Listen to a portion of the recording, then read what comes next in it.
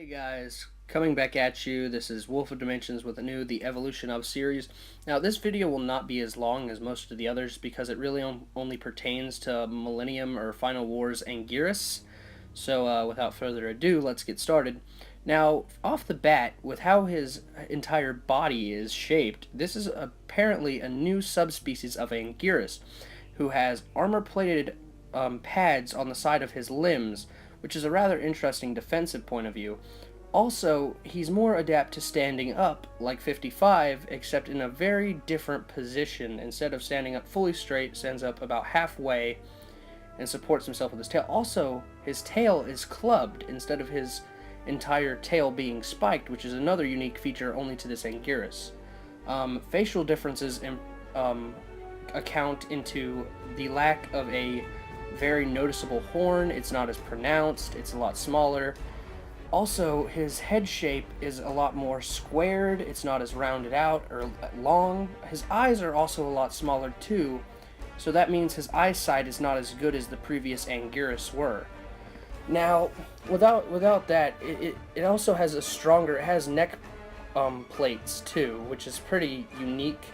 This is a more defense styled Anguirus compared to the others, and he does have his habit of running straight into an enemy. That is still there. He's still basically Anguirus, but he's more defensive and he's more set on defense than his other two counterparts, who are more of aggressive attack only.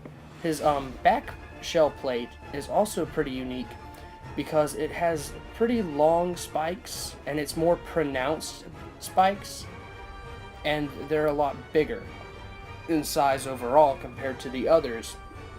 Its backplate also really sticks to his shell a lot better. Now, when it comes to his roar, because his roar is slightly higher pitched than 68s and 55s, so he's pretty unique with that. His crown on his head is, the horns on his head are more spaced out than the others, and they seem to have a more forward pointing or backward pointing tips slightly. Also, what's unique to this Anguirus is the fact that, he's Exilian controlled, which means that he's not fully dinosaur.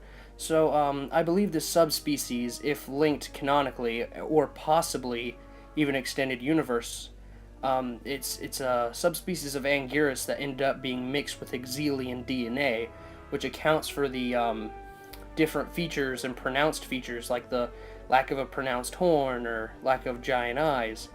I think that's what majorly sets them apart, and I think that's how Exilian DNA has contributed to the actual build of this Millennium Anguirus. Thank you guys for watching. I enjoy doing this. I take requests. Thank you. Like, comment, subscribe if you want. I will be seeing you guys later, and bye.